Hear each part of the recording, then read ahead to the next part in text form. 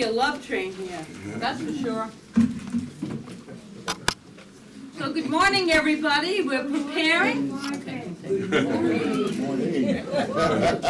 We're preparing this month for the Thanksgiving holiday, and we're doing this by deepening into this word you keep hearing, but it's actually a way of being, awareness.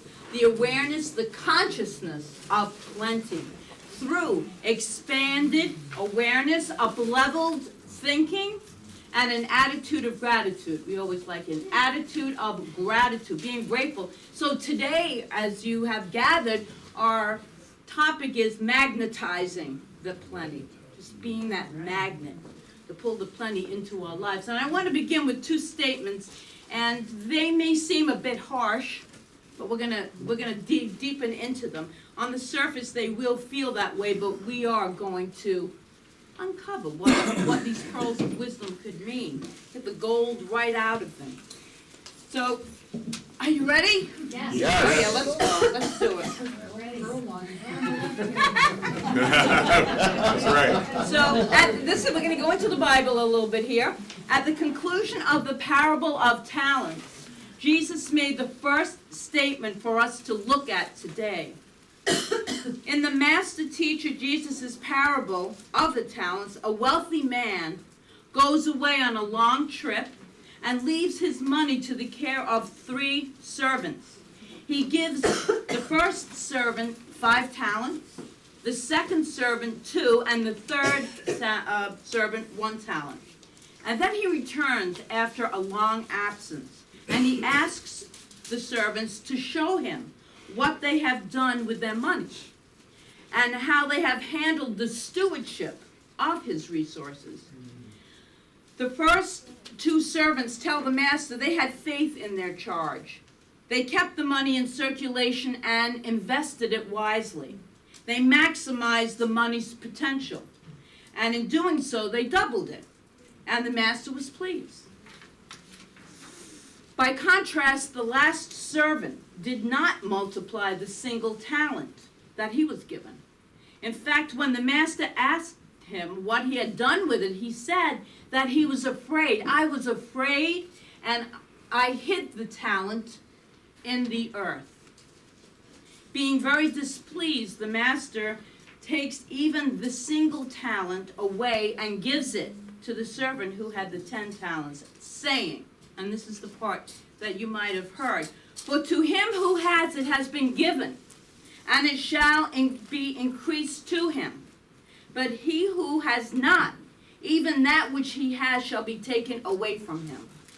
That's according to Matthew. And that sounds like the rich get richer and the poor get poorer. That's the service part of it. And it just feels really harsh. And then in Science of Mind textbook, Ernest Holmes writes, "Wherever we are, however intolerable the situation may be, we are just where we belong." Okay, well that's like adding insult to injury. Sometimes we don't want to be in that situation. So why have I shared these seemingly harsh, disempowering ideas with you this morning then? Well, my friends, because they actually are quite empowering. They really are. When we dig for that gold that's contained, that gem that's contained within them. Here is what Jesus is really saying at Matthew.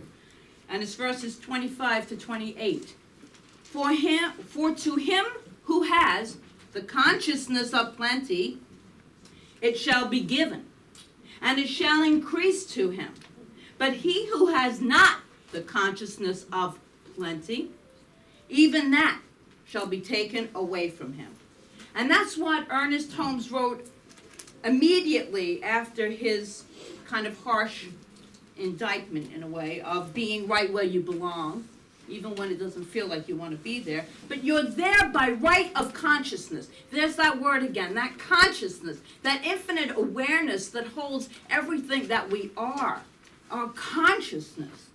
And we have the ability, this is the part, we have the ability to move our consciousness, and it goes right with what was said about the untethered soul. We have a choice. the ability to move it to another place. No one else can do it for us. Remember that. Because lots of times we think it's the other person's fault, if the other person would change, if this is always going, it doesn't work like that. I've tried it. It doesn't work. That's why I live alone. It doesn't work. Because it always comes back then to me taking then responsibility and making another choice. And so Ernest Holmes wrote, "There is no power in the universe but ourselves that can free us. Someone may help us on the road to realization, but substantiality and permanence can come only through the consciousness of our own life and thought. We must bring ourselves," he writes, "to the place where there is no misfortune, no calamity, no accident, no trouble, no confusion, where there is nothing but plenty, peace, power, life, and truth." You say these words all the time. "We should definitely," he writes, "daily declare the truth about ourselves, realizing that we are reflecting our statements into consciousness and that they are operated upon." Because we know the law is always operating and giving us what we are choosing. It's conscious choice. So whether we last, we're always in the right place at the right time. It's what we think in that place at that time. So here's the bottom line. While it is accurate at every moment, we are where our consciousness has taken us.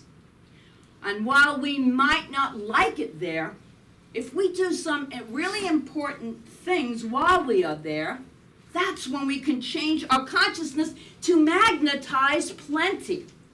Being the I love that whole visual of being a magnet to bring forth that which I am feeling and thinking. So then I want to choose what I'm thinking and what I'm feeling, so that if I'm a magnet, I'm pulling that into my life. And that's what we all do.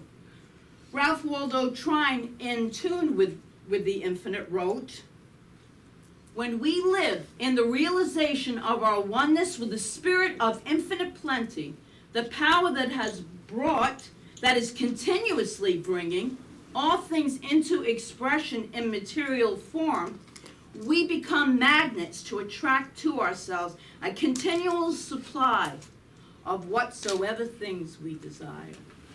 That's why that clarity, clear thinking, right thinking. And so how do we live this? How do we really live being a magnet for the good? Being in that oneness, being connected to source energy, which is always present. We're in it anyway. It's our awareness of it. So here are two ways. And you're going to hear this all the time, but there's no way around it. Embracing the now moment. Embracing this now moment while you are in it. You bring your awareness into this now moment. It's a series of now moments. And then the second thing is do the right thing. So let's explore that a little bit. Do the right thing. Embrace in the now. Ralph Waldo Emerson wrote, "This time, like all times, is a very good one, if we but know what to do with it." Are we thinking in alignment? Are we thinking clearly? Are we thinking in that openness and receptivity that we are deserving of all the good that there is? Are we thinking that? And if you get these, which I get every day, I have for years now, the notes from the universe, anybody get them on the computer? Yeah, they're great. If you don't, just Google it, T.U.T, yeah? Okay, notes from the universe. This is Mike Dooley, and he wrote, it's pretty cool how they come in the mail, and it's like, so perfect. And it's like, wow, is this guy reading my mind? So this one comes in. "A dream manifestation workaround for those tired of visualizing, giving thanks, and acting as if," because that can get really tiring, "is to love your life so greatly, exactly as it is, that you become a total magnet for more, and more of all you could ever love, you become the love magnet. And he always signs them, the universe. So love your life, and this was said to us. It's like, I love the way Spirit, when you get out of the way, when we get out of the way, when I get out of the way, I love the way Spirit conspires to bring about the perfect message, because it's all about loving what is. Byron Katie was so great with that. Exactly as it is, right here, right now. And it's in that acceptance, that embracing of what is. It's there anyway. Embracing it. In other words, accepting and embracing the present, warts and all the stuff that's up, down, in, out. I know many of us have done this work on ourselves to come out the other end and feel really great, because we made that conscious decision in the now moment to do the right thing. And the right thing is the thing that feels good to you in that moment. Does it feel good? Does it feel right? It puts you in a higher consciousness, a higher vibration. You do know we're all energy, so then we all vibrate. This is true, right? And so we're magnets, because we're energy. We are energy. Being in sync, which is being in love with your present, is just about the best way in this moment to optimize your future, because you're creating it in this moment. Here's another note from the universe. He writes, go ahead, want it all.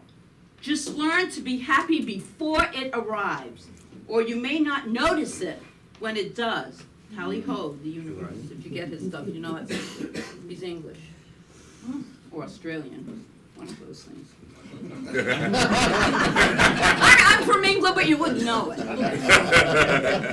Wherever it is, it's coming from the universe into my mind. So it really is being happy. Mary Morrissey talks about coming from the vision, not trying to get to it, coming from it like it already exists.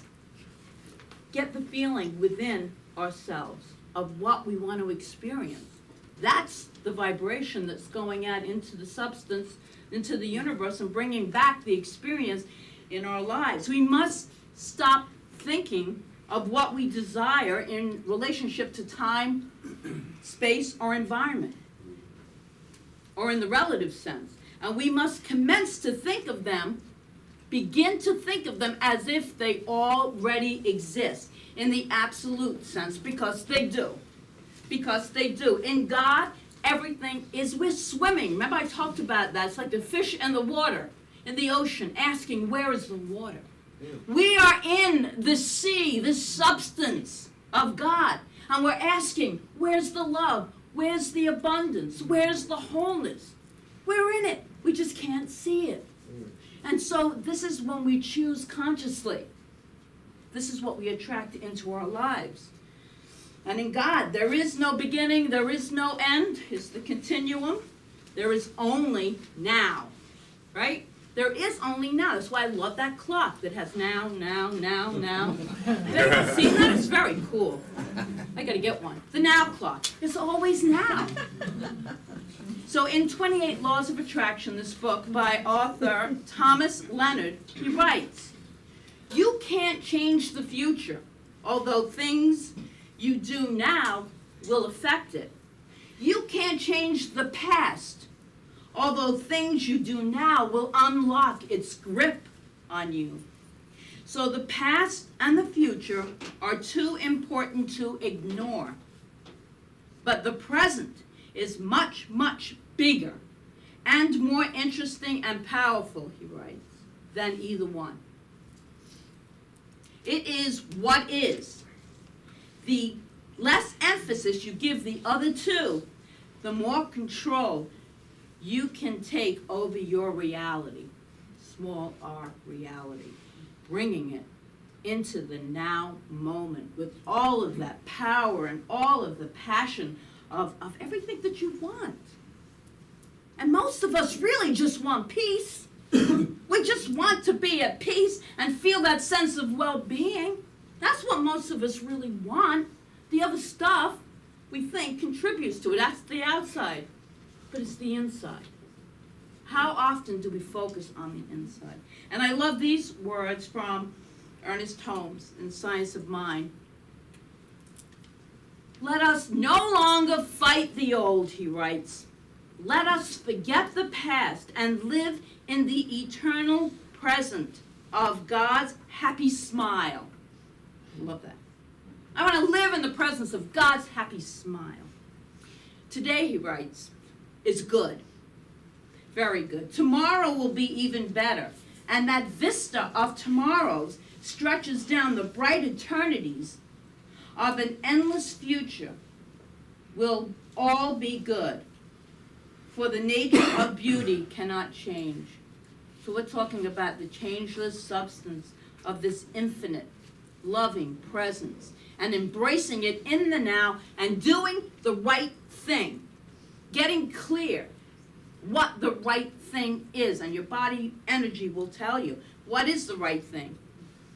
It's that which contributes to a higher good of yourself and of those around you. Because you ever notice when you change yourself, it's like other people seem to have changed? Wow. Wow, how did that happen? So being open, being available when that good does come to you. Know what it is that you really want to feel. What that thing can contribute to what you really want to feel in life. We are becoming magnets. We're magnetizing. I love that. We're magnetizing ourselves to attract more of God's plenty. Do you believe we can do it? Does anyone believe what I'm saying? Yes. Okay, good. It's nice to know. Just checking in. Isaac Newton once said, if two angels were sent down from heaven, one to rule an empire and the other to sweep a street, they would feel no inclination to change employment. Why? Because an angel would know that no matter what the task, there is an opportunity to bring light and joy, to deepen understanding and to expand life. That's what we have been here to do, to bring our lights and shine. Only we can shine our light. No one else can shine our light for us. We are expressions of light. So when we do the right thing, we are really shining our light. We're expressing the truth and the beauty of who we are. So we've been doing a few practices this month, and now we're going to do another one.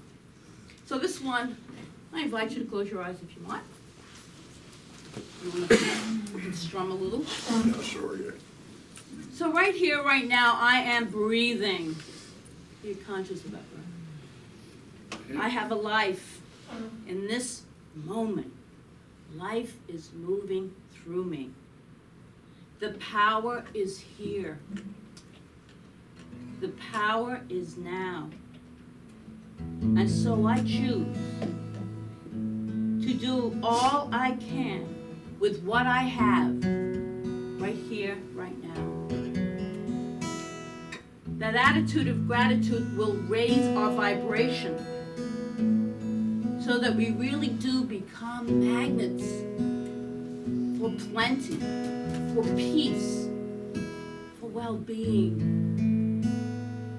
And feel your heart opening. Breathe into it. And allow your entire energy field to be filled with peace. So breathe that peace in. And exhale that peace out. You are pure energy.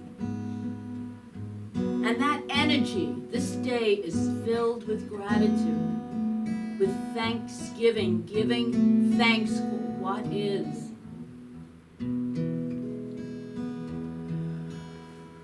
And so I want to end this talk with a reading. You can keep your eyes closed if you want. It's from Dr. Ernest Holmes, and it's on abundance and right thinking.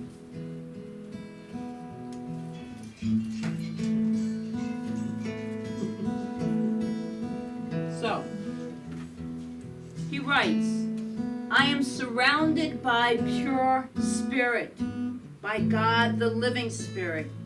My thought is God thought, and it is the law unto that thing whereunto it is spoken. Everything that I shall do is a success. I am led, guided, and inspired by the living spirit of love and of right action. I am compelled to move in the right direction, to always know what to do, when and how to do it. I am surrounded by right action. I am filled with the consciousness of right action. Right action is success in all that I undertake to do. I always have an abundance of money, an abundance of whatever it takes to make my life more happy and opulent.